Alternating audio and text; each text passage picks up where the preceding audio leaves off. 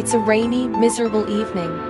You're exhausted from another soul-crushing day at your corporate job. You're sitting on a bumpy city bus, scrolling through your phone, reading one of those incredibly trashy, cliché historical web novels just to kill time.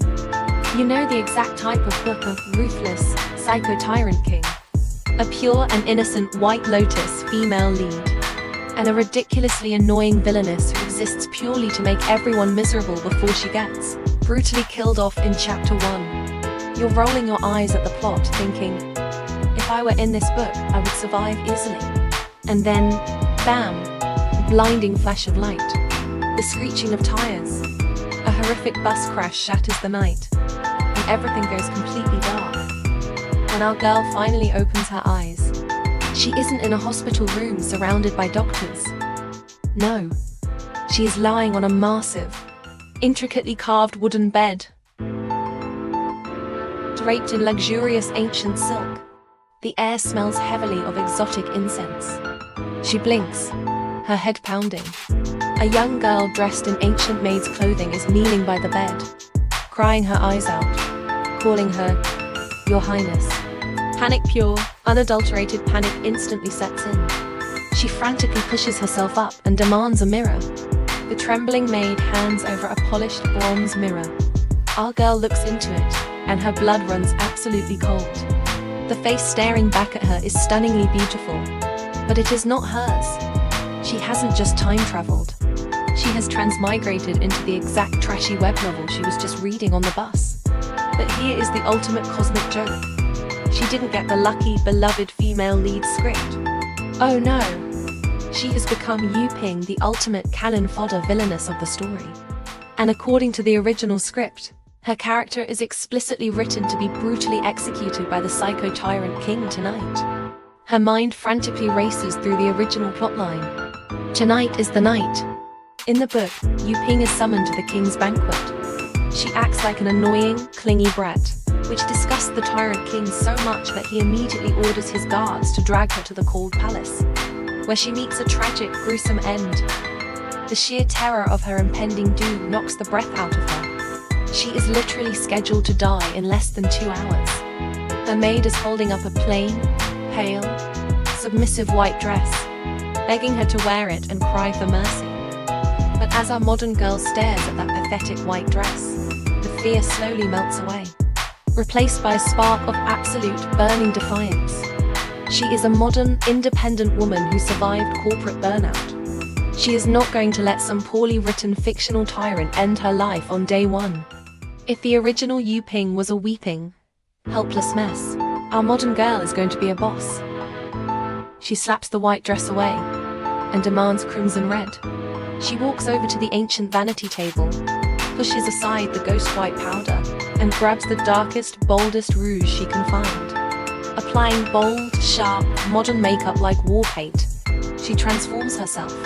A razor-sharp cat eye, a bold, blood-red lip. Her maid stands in the corner, absolutely terrified that this dazzling, provocative look is way too rebellious for the strict royal court. But the new villainess just smiles, radiating an intimidating confidence. With a playful blow of a kiss to her own reflection, she dismisses the fear. She isn't walking to her execution tonight. She's walking a runway. She struts into the grand hall, her blood-red dress trailing behind her. The tyrant king sits on his massive golden throne, expecting a cowering girl. Instead, he is met with a queen who looks him dead in the eye. But before the king can even process this massive character shift, the plot goes completely off the rails. Suddenly, assassins crash through the ceiling, blades are flashing, tables are flipped, and absolute chaos erupts. In the original novel, Yu Ping runs away screaming, but our modern girl, running on pure adrenaline, trips and accidentally throws herself right in front of the tyrant king, shielding him from an incoming blade. The guards quickly subdue the assassins. The king looks down at the woman in his arms. The murderous intent in his eyes is completely gone, replaced by intense curiosity. Did this doomed concubine just risk her life to save his? The script is officially broken. Cut to the next day. Our girl wakes up, touches her neck, and realizes she actually survived chapter 1. But her relief is cut short when a eunuch arrives with a royal decree. The king summons her for a private meal. Her heart drops. Is this the delayed execution? Is the food poisoned? She walks into the royal pavilion, expecting a tense interrogation. But what she sees makes her stop dead in her tracks. Sitting in the middle of the table is a bubbling, spicy, modern-style hot pot. Yes, a hot pot. In an ancient dynasty. They sit across from each other. The atmosphere is weird. Really, really weird. Our girl is sweating profusely. And it's not from the chili oil. It's from the realization that the storyline is completely unrecognizable. The king is acting way too chill for a bloodthirsty tyrant. He's casually tossing meatballs into the broth and mixing a sesame, dipping sauce like they are on a blind date in the 21st century. She decides to test the waters. She drops subtle modern hints. She uses a piece of modern slang. She watches how he holds his chopsticks. And his reactions are suspiciously relatable. He doesn't look confused by her modern habits. He looks like he understands them perfectly. But neither of them says a word. The game of cat and mouse has officially begun. But the real shocker, the moment that completely shatters the fourth wall, happens at the evening banquet a few days later.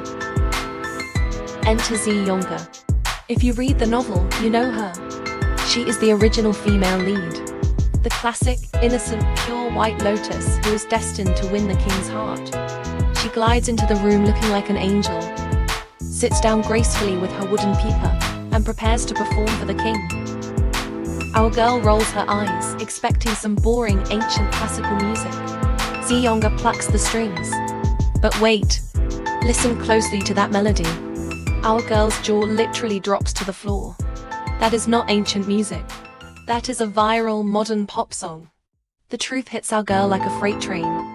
Younga is a fellow time traveler. She is also from the modern world. Now, you would think that finding someone from your hometown in a strange universe would be a heartwarming reunion. But no. The air instantly crackles with a fierce turf war. Two modern women trapped in one ancient court. Both knowing the plot, both fighting for survival. Younga finishes her pop cover, expecting the king to be mesmerized. But hilariously, the king just sits there, resting his chin on his hand, looking completely and utterly bored. Later that night, the massive, mind-blowing plot twist that changes the entire series finally happens.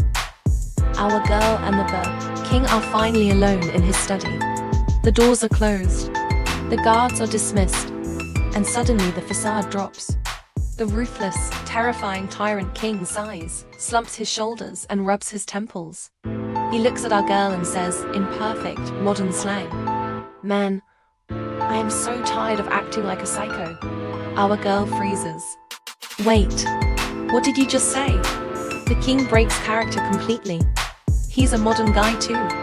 He was a corporate worker who got into a car crash and woke up in the body of the doomed tyrant king. They stare at each other in absolute, hilarious disbelief. They are two modern office workers trapped in a deadly, high-stakes historical drama. The king confesses everything. He's just been faking the tyrant act because, according to the script, everyone in the palace wants to assassinate him. If he shows any weakness, he's dead. Instantly, the entire dynamic of the story shifts. This is no longer a romance, and it's no longer a rivalry. It's a survival co-op game. They sit down, drop all the royal formalities, and form a secret alliance. The mission is simple. Break the plot, find the hidden mastermind who keeps sending assassins, and survive to see tomorrow. To secure their alliance. The king and our girl catch a sneaky eunuch eavesdropping on their plans. Instead of using ancient torture methods, they use modern interrogation tactics. When the eunuch tries to play dumb, they literally toss him into the freezing koi pond. Dripping wet and terrified, the spy spills everything. But the danger isn't over. The ultimate mastermind is still hiding in the shadows. To draw out the real assassins, the king devises a brilliant, incredibly risky plan. During a public gathering in the courtyard, the king puts on an Oscar-worthy performance. He fakes a massive, agonizing migraine, clutching his chest and collapsing to the ground. Our girl plays her part perfectly, acting like the hysterical, panicked concubine, screaming for a doctor. It's a psychological test to see which guards rush to help, and which ones look suspiciously calm, waiting for him to die. The trap is set. The hidden enemies in the crowd exchange glances. Thinking the king is finally vulnerable, they slowly reach for their hidden weapons. The tension reaches its absolute peak. But just as the danger closes in, the king suddenly breaks his dying man character. His eyes snap open, sharp and clear. He reaches out, grabs our girl by the waist, and pulls her fiercely into his arms, spinning her away from an incoming projectile. They lock eyes as the chaos erupts around them. Is he just protecting his co-op partner? Is it just part of the act? Or did this fake survival alliance just turn into a very real, very dangerous romance? The screen fades to black, leaving us completely hooked.